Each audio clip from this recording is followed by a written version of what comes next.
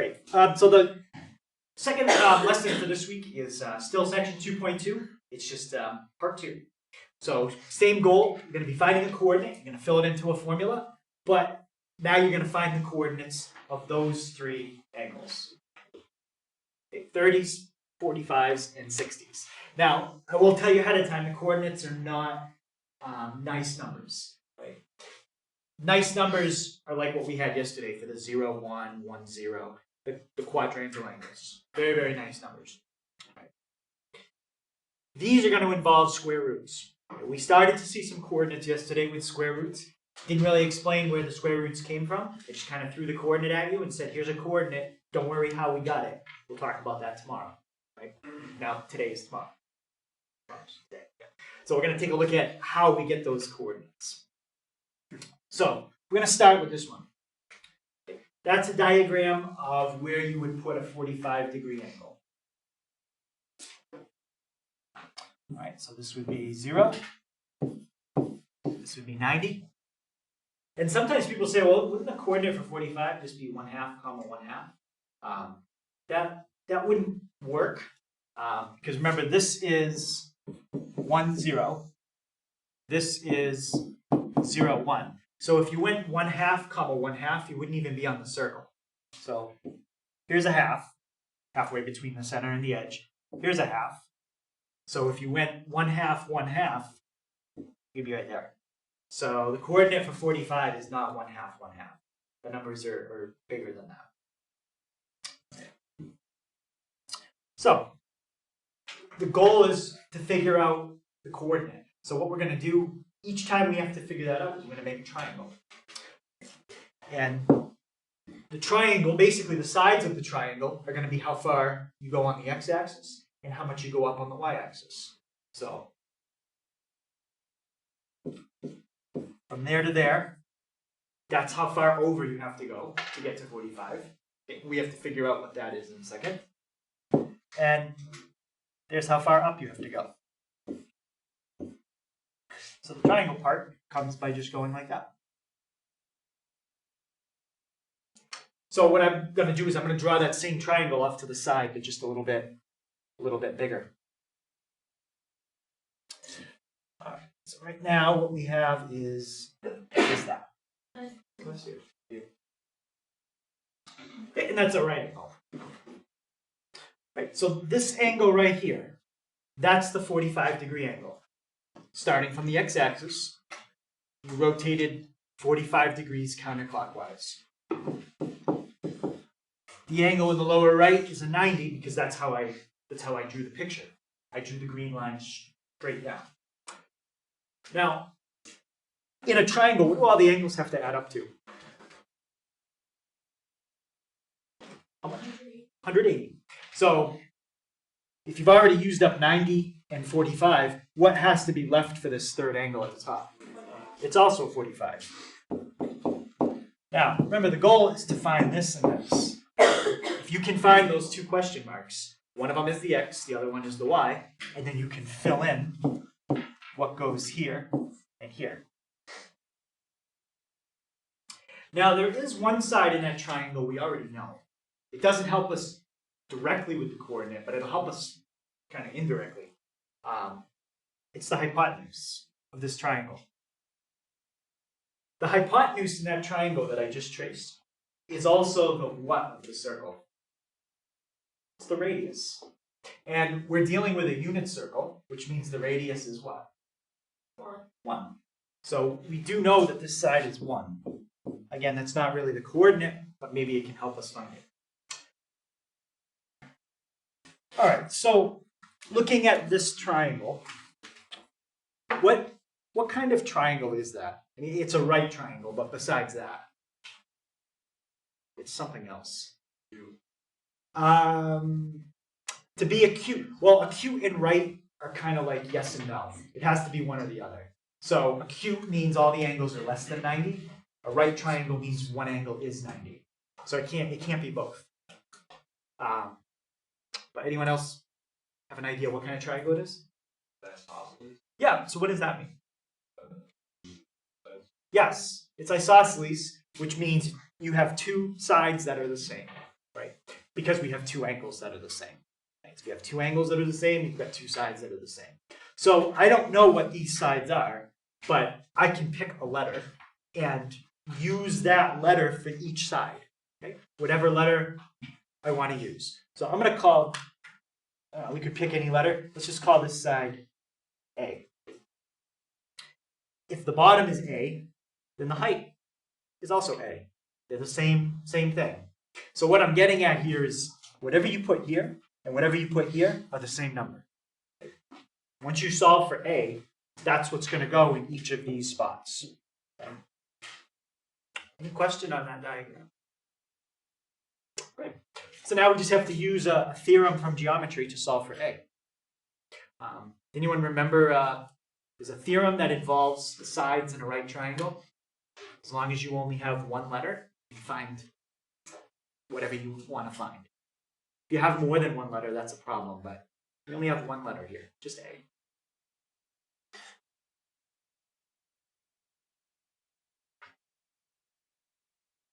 Remember?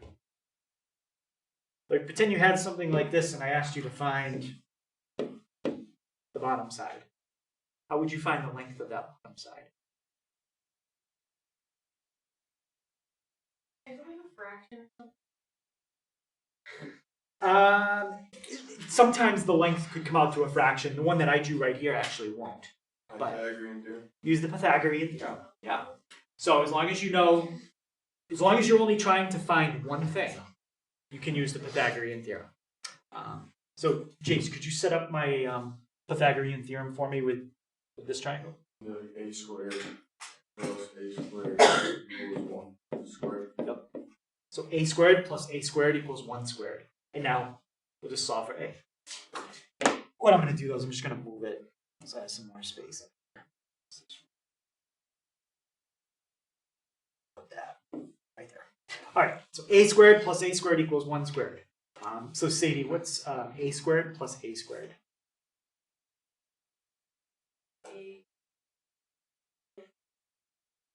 So when you add exponents, that's when you're multiplying. 2A squared. That's 2A squared. Yep. So 2A squared equals 1.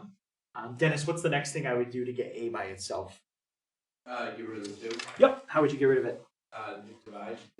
Divide by 2. Divide by 2. All right, so that's better.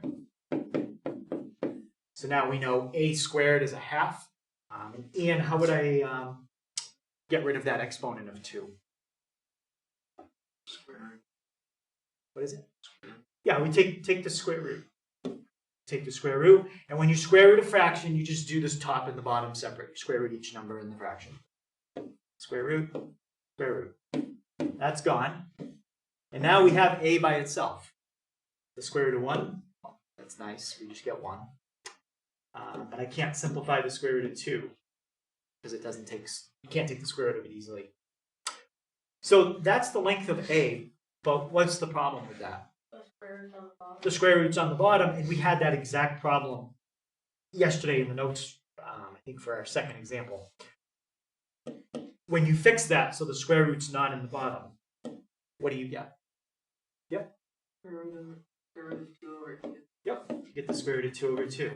And that is the length of this side and this side in the triangle. So now, you know that. It's the length of the bottom side, and you know that. That's the height. So now we can write our coordinate. Question? So if there's not 2 A's, would the thing be like A squared plus B squared? Yep, and that would be a problem we're going to see in a second, because now you have 2 different letters. And that's not going to work if you have 2 letters. So what would describe that? Wait, what would we do with that? So the square root of 2 over 2 is A, which is the bottom, and the height. It's both. That's what X and Y is? Yep. So we just found the bottom, which is X, and we just found the height, which is Y. So the coordinate for 45 degrees is always root 2 over 2, comma, root 2 over 2. I told you that each number was a little bigger than a half, because if you do a half, that doesn't quite work. Well, if you take the square root of 2, and divide by 2, it's about 0.7. So it's like 0.7, 0.7. We don't want to ever use that decimal. Okay, we always want to use root 2 over 2, comma, root 2 over 2. All right. Now that we have the coordinate for 45 degrees, that's something we want to just memorize. Okay, so we don't have to go through every time and figure it out. When we see 45 degrees, we're just going to think root 2 over 2, comma, root 2 over 2. Now, we're not going to get into this today, but let's look at that for a second. What angle would that be? Halfway between 90 and 180.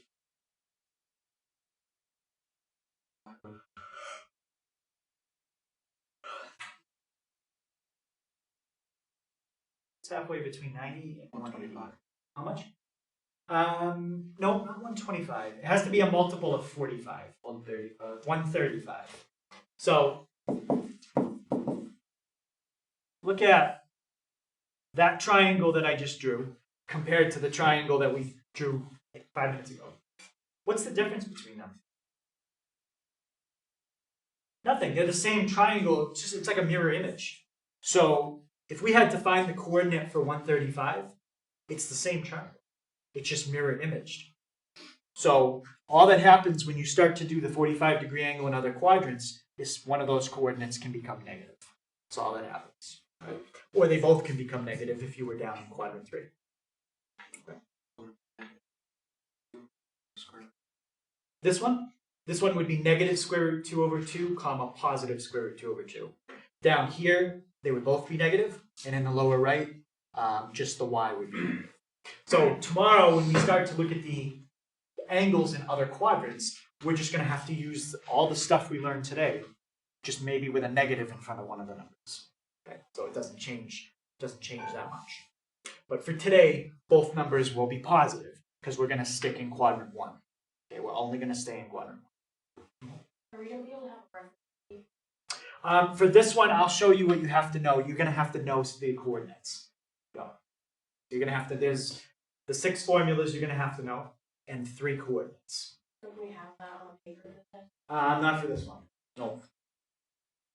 For this one, you're going to have to know it. But then after this, pretty much every test, you will have a reference sheet after this. In fact, not pretty much, for every test after this one. And the one thing about the formulas is, even though there's 6, you really only have to remember 3. If you just remember this one, and this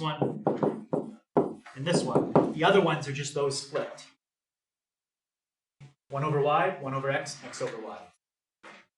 So if you can remember those 3 and the 3 coordinates I'm going to show you today, you'll be good. Okay, so that's the first coordinate for today. Root 2 over 2, comma, root 2 over 2. So, now, let's try a problem with that. So I want to find the 6 trig functions of 45 degrees. As I've said multiple times on the test, you're not going to have to do all 6 in the same problem. This would be 6 separate questions. All right. So if that was the question, what's the first thing you have to do? Because right now you don't have enough information to start the problem yet. You have to do something first. Yeah. Find the coordinate. Okay, that's step 1. Find the coordinate for 45 degrees. And that's what we just did. What did we get for the coordinate for 45 degrees? Yep. Square root of 2 over 2. Yep. Triple square root of 2 over 2. Right, for x and y. Now, if you look at that problem, that is example 2 from the notes from yesterday. That exact problem. Yesterday, I started you off with the coordinate. You didn't have to find it. Today, you had to figure that out, or basically have it memorized and just write it down. Okay? But from here, it's going to be the same. But we'll go through it again.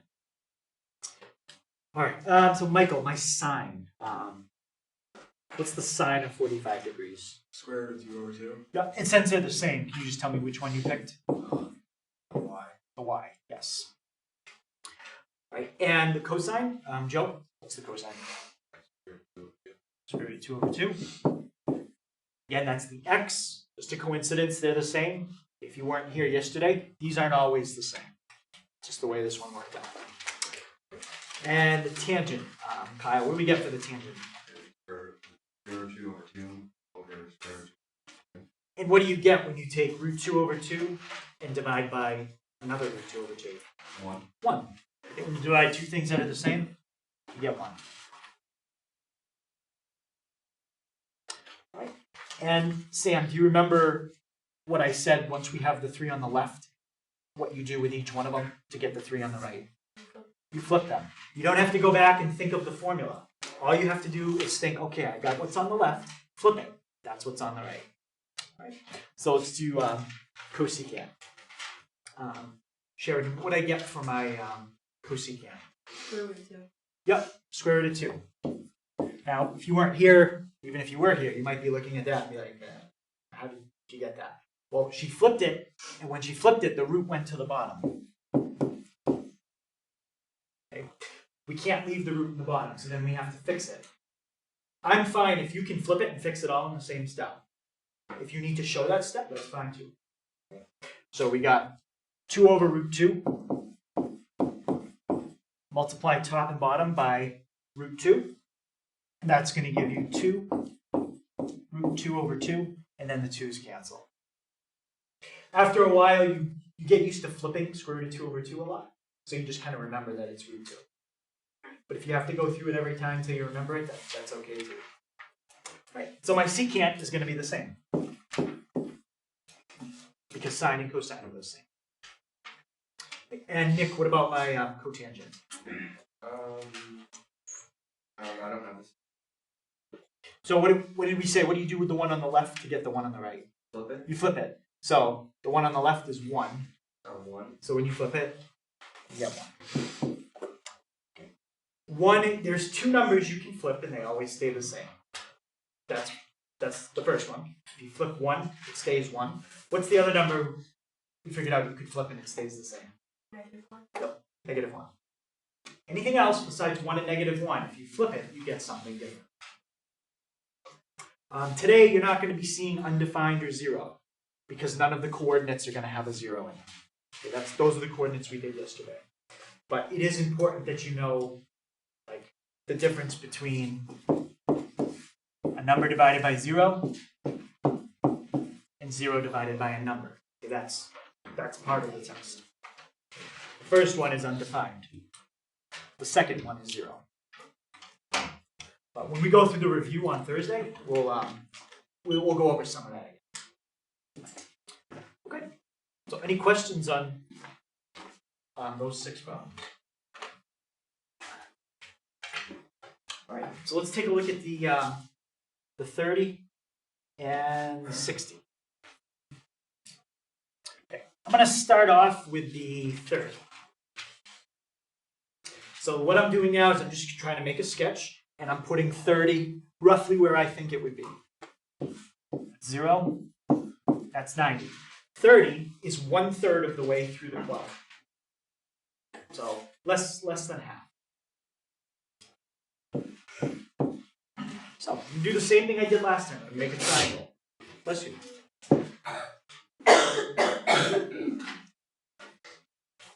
What I just drew in red, that's my x. In green, that's my y. So starting from the origin, I need to go right the length of x, and I need to go up the length of y. So all I can say for sure right now is both x and y are positive, because it's right and up. But we have to find out what they are exactly. So I'm going to make a triangle out of that, because eventually we're going to be using Pythagorean Theorem. So same triangle, I just made it larger up to the side. That would be your 90. 30 is right there. That's the angle between the x-axis and the hypotenuse, which has been turned on to a 30-degree angle. How do I know this angle at the top is 60?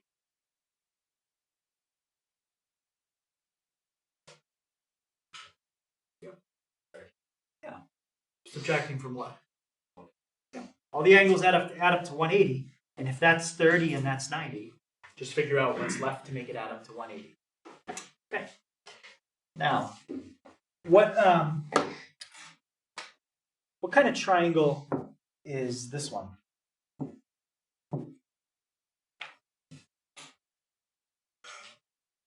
It's scaling. What does that mean? All the sides, all the angles are different. Well, that's going to be a problem if we try to do this exactly the same way we did the last one. I know the hypotenuse. Okay, what's the hypotenuse of that triangle? 1, because it's the radius of the circle.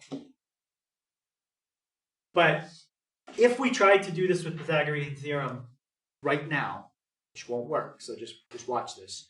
That would be x, that would be y. Okay, those are two different lengths.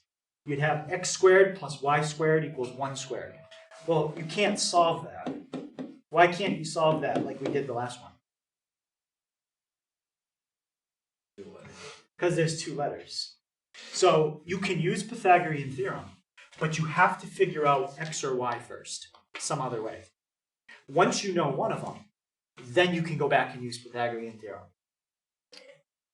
Now, 30, 60, 90, that is a special right triangle. So if you learned about it in geometry and you remember the relationships between the sides, you could just write it down from memory. If not, we just have to figure it out at least one time, and then from there we'll just kind of remember it so we don't have to do this again. Anyone have a suggestion of how I could figure out one of those other 2 sides?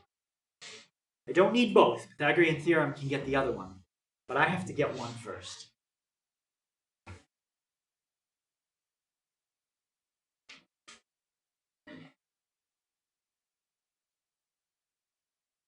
I'll give you a hint. You're going to have to, this is going to be part of a picture you're going to draw. Right? We're going to leave that right where it is, but we're going to have to add to that picture. It's kind of, you have to be a little clever to think of this. Once I show you, it's not hard. You just have to be clever to think to do this. Could you make it? All right, so we are going to make a copy of this. And that is a suggestion I get a lot, like just kind of flip it. Maybe like this. Or actually flip it again, I guess, like that. And I mean, you definitely have a rectangle there because all the angles are 90. It does nothing. Yeah, I'm not really sure what to do with that. So, but you do have a rectangle. But what I want to do is another shape we could make. What's another shape we could make? And no, not a parallelogram. We could do that, but that doesn't. I don't know what you do with that. Bigger triangle. Okay, we do want to make a bigger triangle. Let me group all that together. How? There's a couple ways we could do that. You flip it the other way and put it on the side at 30 and 90. Like over here? No, with the 30 and 90. So like down here? Yeah. All right, so let me flip it. So we're going to put it on the bottom like that. Yeah. Keeps breaking up my numbers, but that's okay. Okay. So what do we have now? Or is it not? Honestly, is it equilateral? That's equilateral. 60, 60, 60. So what does that mean if it's equilateral? So that side's 1 from here to here. That side's 1 from here to here. But the most important thing is this side is 1 from here to here. So what does that tell me? They're both 1/2 because these are congruent. Right? It's just a mirror image. If they're congruent and they have to add up to 1, then they each have to be 1/2. And now we figured out one of the other sides. Right? So I can erase that bottom triangle. I don't need it anymore. Or I can just move it to the other side. So this side is a half. Right? And now we can just call this bottom side x, and now you can use Pythagorean theorem because you're only missing one thing.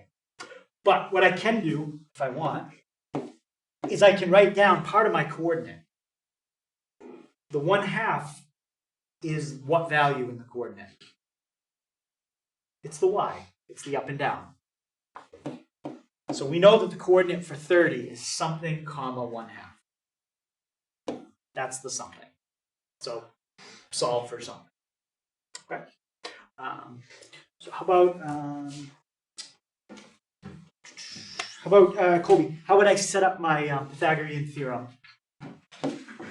You would do 1 squared plus 1/2 squared equals x squared. Like that? Yep. So what is can you tell me what's the Pythagorean theorem again? Like when you write it without any numbers in it? A squared plus b squared equals c squared. Okay.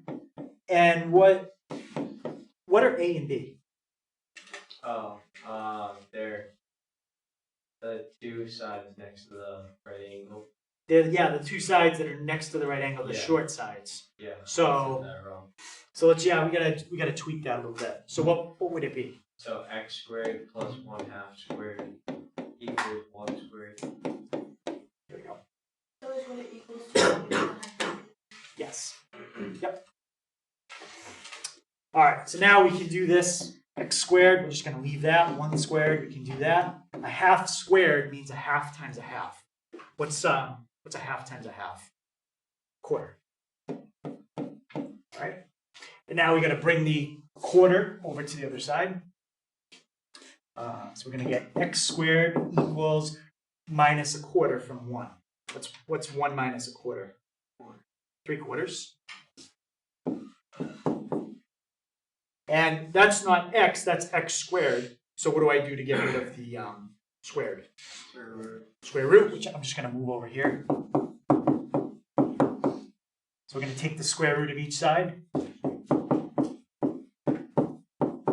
When you take the square root of what's on the left, that cancels out the square. When you do it on the right, take the square root of each number. Can you do the square root of 3 and get a nice answer? No. So that's just going to stay square root of 3. Can we do the square root of 4 and get a nice answer? What do we get for that? 2.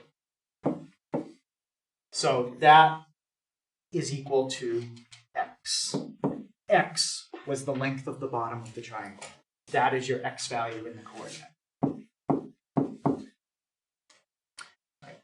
And that's always the coordinate for 30 degrees. Square root of 3/2, 1/2.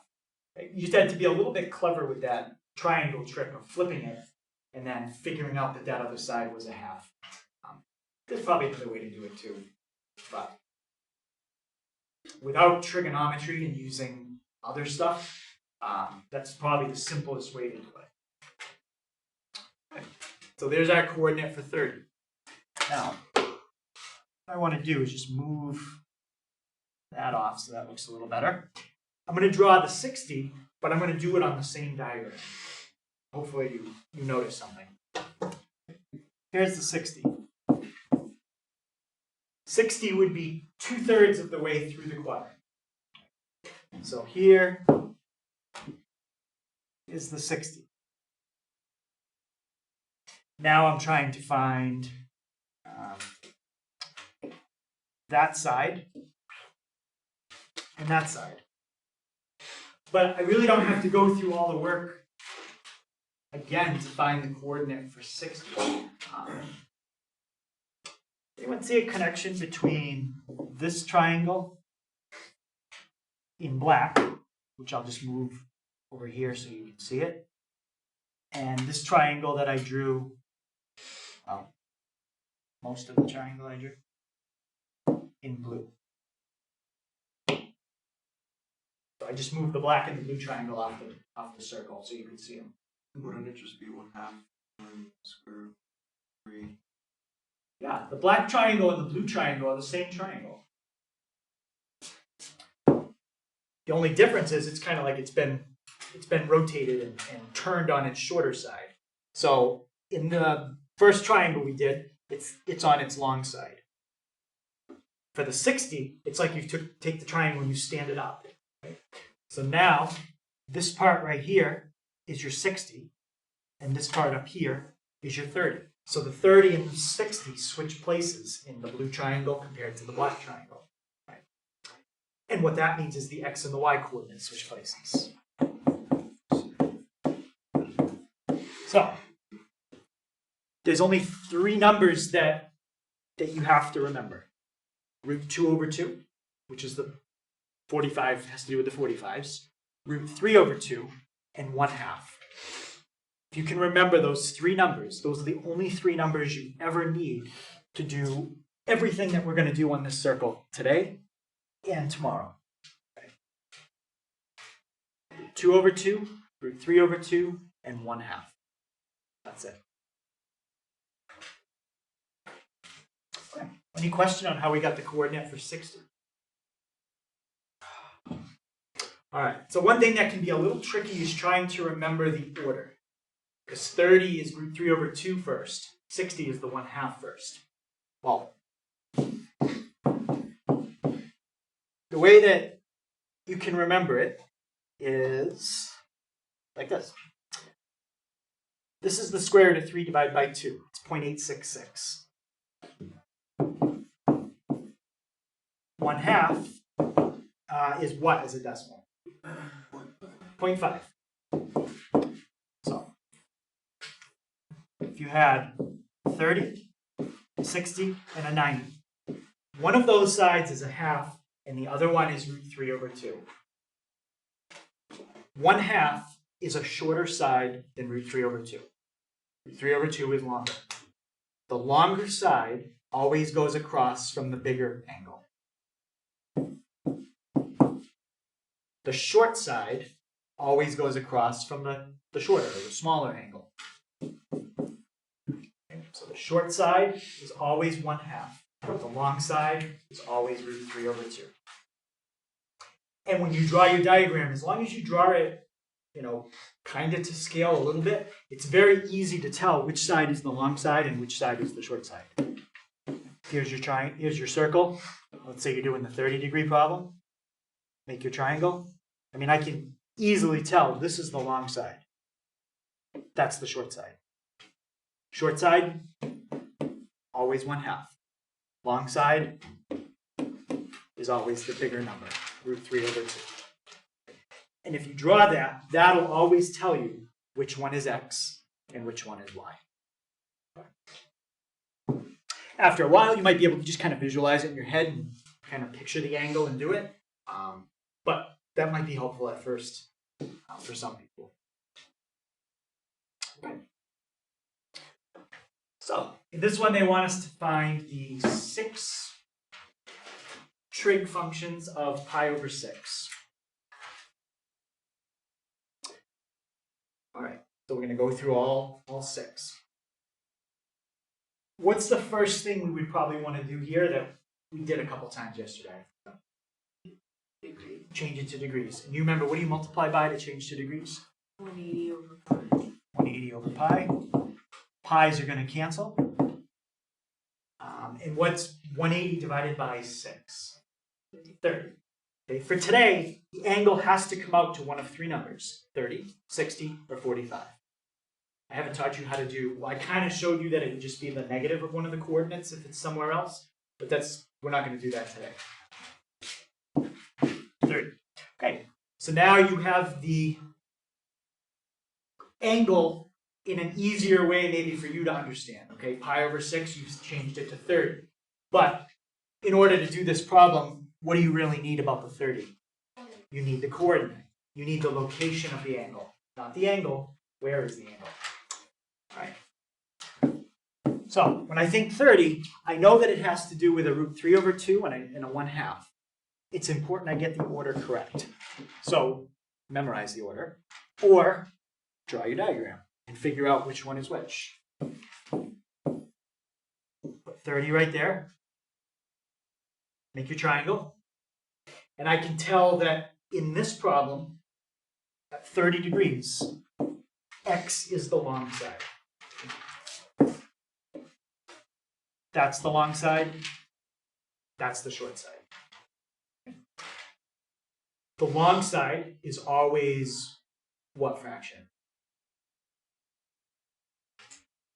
Root 3 over. That's your square root of 3 over 2. And that's my long side. Now the up and down, that's the vertical, that's the y, is your short side. Short side is always what fraction? 1/2. Now I can go through all 6 trig functions. So we did problems just like this yesterday, like examples 1 and 2. I gave you a coordinate that had square roots in it, and you went through all the trig values. Today, the only extra step is you had to find the coordinate first. All right, so let's go through them. So this will be a good one because you'll probably get a square root in the bottom and have to fix it, stuff like that. Okay, so let's start off with our sine. Ray, what's my sine of pi over 6?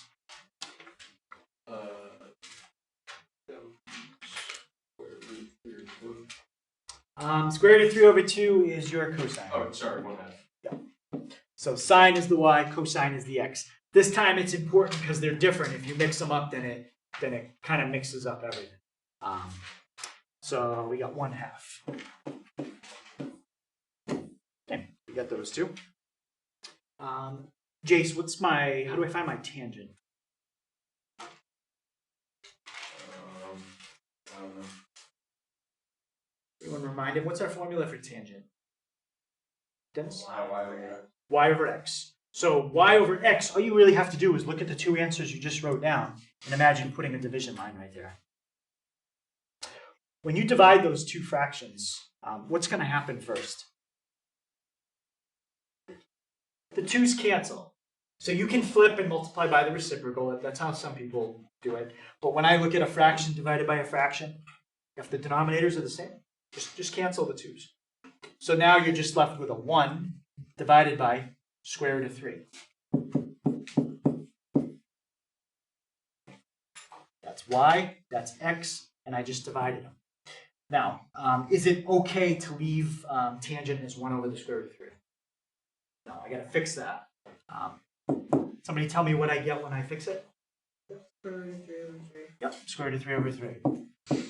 Now, don't erase that 1 over square root of 3. That might come in handy in a minute. Okay, but for now, we couldn't use that as the final answer, but just keep it there. All right, Joe, how about my cosecant? 2. All right, easy one to flip because the sine didn't have any square roots. So when you flip it, you're good. Okay. How about my secant? Anyone think they can give me the final answer all in one step? Yeah. 2 square root of 3 over 3. Excuse me. Perfect. So she flipped it. You get 2 over the square root of 3. Then you fix the square root of 3 being in the bottom, and that's what you get. Now, let's look at the cotangent. For cotangent, you really have a choice of 2 things you could flip. You could flip what's circled, or you could flip what's before it that's not circled. They're the same thing. They're equal to each other. So it doesn't matter which one you use. Which one should I use? The one that's circled or not circled? Why not circled? Yeah, because when you flip that, you're done. Square root goes to the top.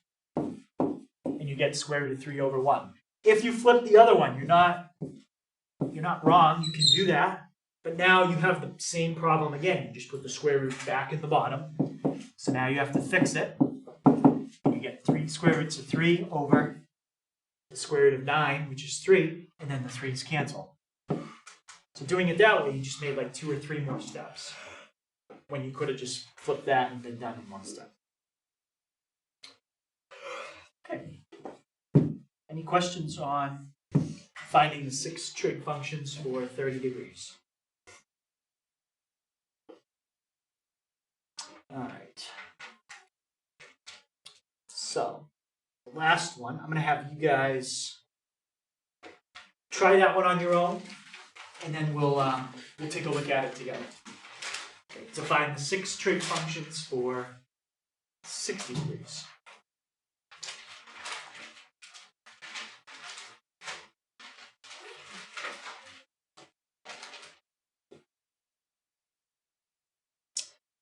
So let's take a look at how to get to six trig functions here.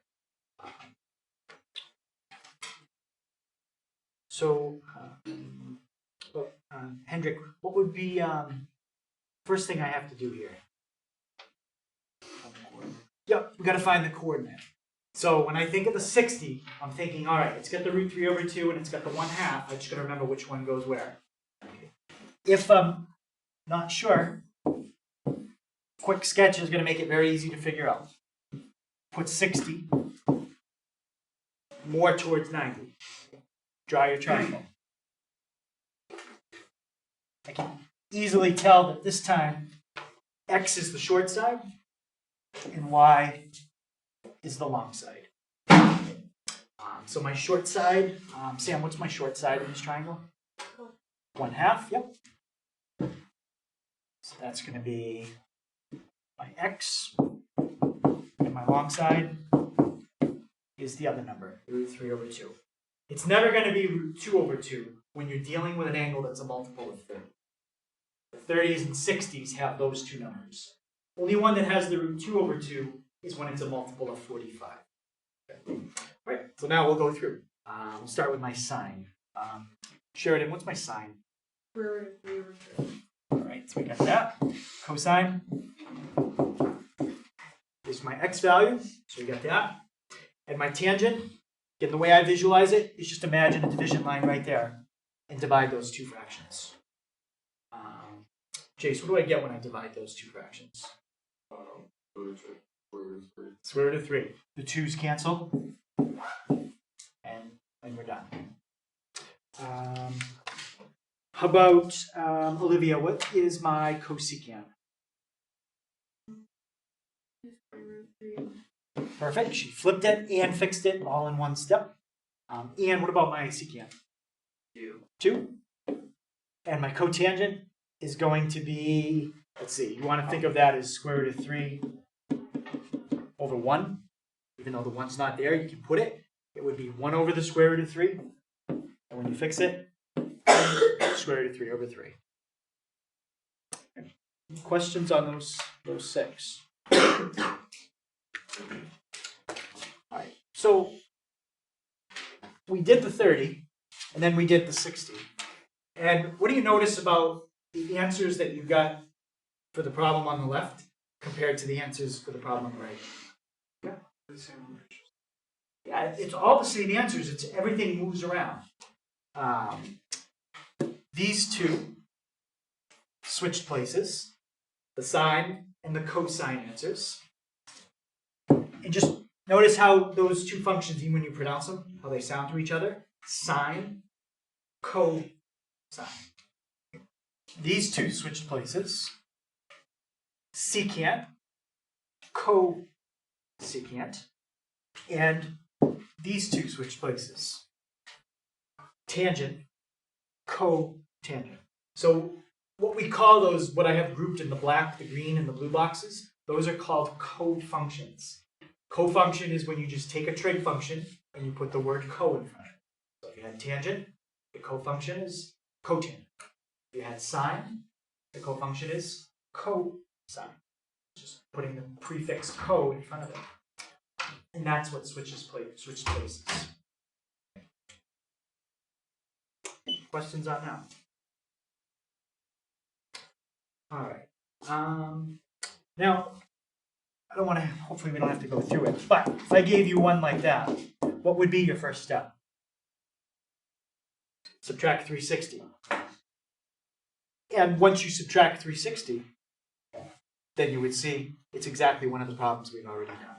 60 degrees. So that rule still applies. If you get an angle that's bigger than 360 or smaller than 0, you can add or subtract 360 till you get the angle where you need it. Okay. And same thing, if you get radians, you can convert to degrees, but we did that on this problem. All right. So homework for tonight, it's 1 through 10 is on a worksheet. 11 through 15, you can just add those onto the bottom of the worksheet. Okay, so those ones you have to copy down. 11 through 15 is not necessarily what we just did today. There's a little bit of review in there from yesterday. Okay, that's why I put it up. Okay, but 1 through 10 on the worksheet itself is just what we did today. Okay, so plan tomorrow, we'll finish up section 2.2.